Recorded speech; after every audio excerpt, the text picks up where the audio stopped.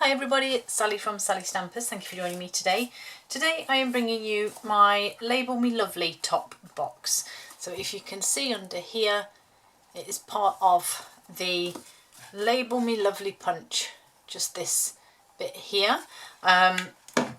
It's a cute little box. I loved the DSP so much. It's the perfectly penciled DSP, and I couldn't decide what I wanted to use, so I decided to use the reverse on the sides and the top, and then stick with the pattern front and back. And I didn't want to leave it plain, so I just coloured one flower, but obviously you could colour all of it if you wanted to. So I'm going to make this one in basic white, see how this works out. It is really simple, to be fair. So we need a piece of cardstock that is the full length of an A4 sheet by 4 inches, which is 10 centimetres. On the short side, we're going to score at 1 and 3 inches. And then we're going to rotate it clockwise. Sorry, and that will be 2.5 and 7.5 centimetres. And then on the long side, we're going to score at 4, 5, 9 and 10, which will be 10, 12.5, missed one off here, 10, 12.5, 22.5, and, hang on while I get my notes, and then, wait a minute, 10, 12.5, 22.5, and 25. There we go, 25 centimetres. Good job, I keep my scribblings, isn't it? Okay, fold and burnish. And I've used the normal basic white here, not the thick, just to see really if it makes much difference. I don't very often make my projects in white, let alone the standard, not the thick. So okay, once you've done all of that, you will have a smaller section thin and then 2 long here. So you want this thinner section at the top here, that is where you're going to start. So we're going to cut down the score lines here, past the first and down to the second, but we're then going to cut across the first one to get rid of that, and then just some wedges either side, and we're going to repeat that on the opposite side. So all the way down to that second score line, cut across the first and create some wedges. So you'll have this now, and then this middle section where you have this thinner panel here, you want to come in from the edge towards you. Again, cut to that first score line, and then we're going to fold that under out of the way and cut up these ones to create wedges. The reason I'm doing that is then when this gets folded up, your tab will be across the bottom instead of it being, if you like, on the side, and if you're putting anything in, it catches on it, whereas this way it will sit flush on the bottom, so your sides are clear. So I'm going to repeat that on the other side.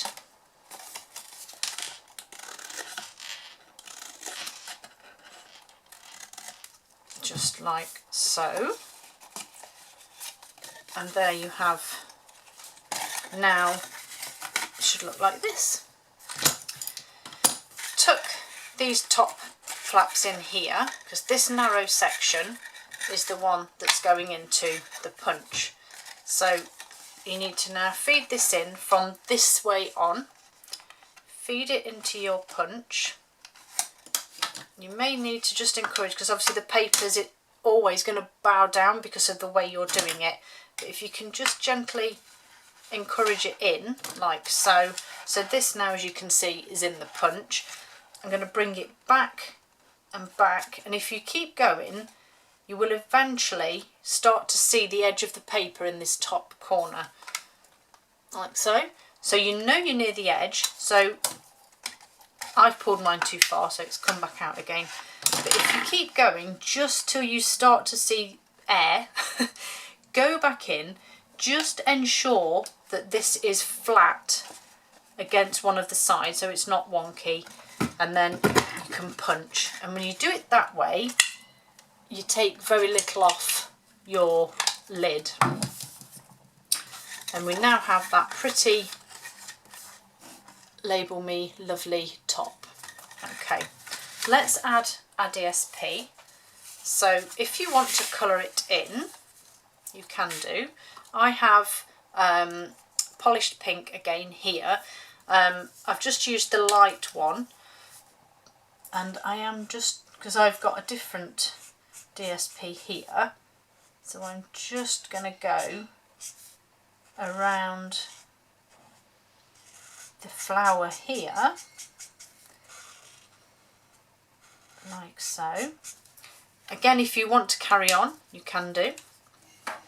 I then want, where is it, my soft succulent, and again I'm just using the light one here, and I'm just going to pick out these leaves. I might just leave it at that actually, I might do that leaf. Again, like I said, if you want to colour it all in, you can do. I'm not going to. Now remember, when your box is created, that this will be the front panel here. So I'm going to pop my DSP that I've just coloured onto here. And then my other patterned one is going to go, oh, come on, thank you, onto the back. Again, if you want to colour them all, feel free. And then I've got the reverse of the DSP here. So your main panels for the front and back are 1 3/4 by 3 3/4 of an inch. That's 4.5 by 9.5 centimetres. Then you need 2 that are 1 3/4 by 3/4 of an inch, which is 4.5 by 2 centimetres. And then your last one is, sorry, these are 3 3/4 by 3/4, 9.5 by 2, and this one is 1 3/4 by 3/4, 4.5 by 2. When you're putting these on, remember they will go next to the piece that's going to be on the front. I've already did that one. The measurements are all on my blog, and generally my measurements are all correct too. Okay, pop that one on there, which goes underneath the bit that you've punched. Pretty. And then I'm going to add my adhesive. So I'm going to flop this over. My adhesive is going on the DSP'd panels. You can add adhesive to these parts if you want to. I don't feel you need to, because as I said, they sit at the bottom anyway, but it may help you shaping your box if you need it. And then you just bring the sides up and close them round, obviously making sure these inside pieces are flush as well. And then I'm just going to get my bone folder in there just to press that down, and the same this side, press that down. How pretty. Okay, so now I just need to make my hole on my box. So to make the hole on the front, I did just use my crocodile, and you will be surprised to know that I measured it. I know, first time for everything. So 2 inches is the width of the box. Obviously 1 is the centre for me. Centimetres 5, so 2.5 is your mark. Again, it's wherever you want your hole to be. I'm gauging just a little bit lower than the centre. Hole punch like so. And then I'm actually going to fold this over, and I'm actually using a pen for this so I can see it, which I can't. Make sure when you fold this over that you just keep it square as well. There we go, I can see it now. And then I'm just going to go back in with, probably should have done this beforehand because now it won't fit, back in with my, oh, what, a Wally. No, it won't fit.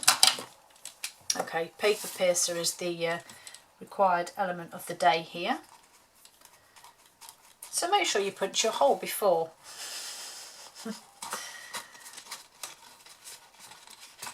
Okay, not bad, not bad. Okay, so shoulders, as I call them, in, and then this will go over and obviously join up with your hole. Soft succulent is the ribbon I'm going for. I've come to the end of my reel, so I'm going to hope and pray I have enough. I should have. Okay, fold your ends of your ribbon and feed them via the inside, which is now going to be a nightmare because I don't have a clean hole. Pull them through. Come on, come on. That's it. You know you want to behave. Yes. Once you've pulled that through, just tie a small knot in this end, which is another reason why I did this before I adhered my box together, but it's okay. Pull that through, pull it right up to the end because I don't have a great amount of ribbon free. Once you've done that, there we go, just pull it through so that it stays on the inside, and then you can fold these bits over. This again will now be fed through this hole.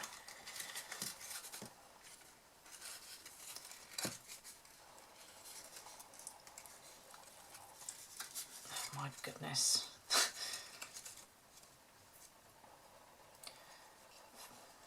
More haste, less speed. There we go, you see. Patience is a virtue. So I'm going to fold that down, fold this over, which will hold it in place. And then I'm just going to tie my bow. This is going to be quite fiddly because I don't have a lot of ribbon. Come on, be nice to me today.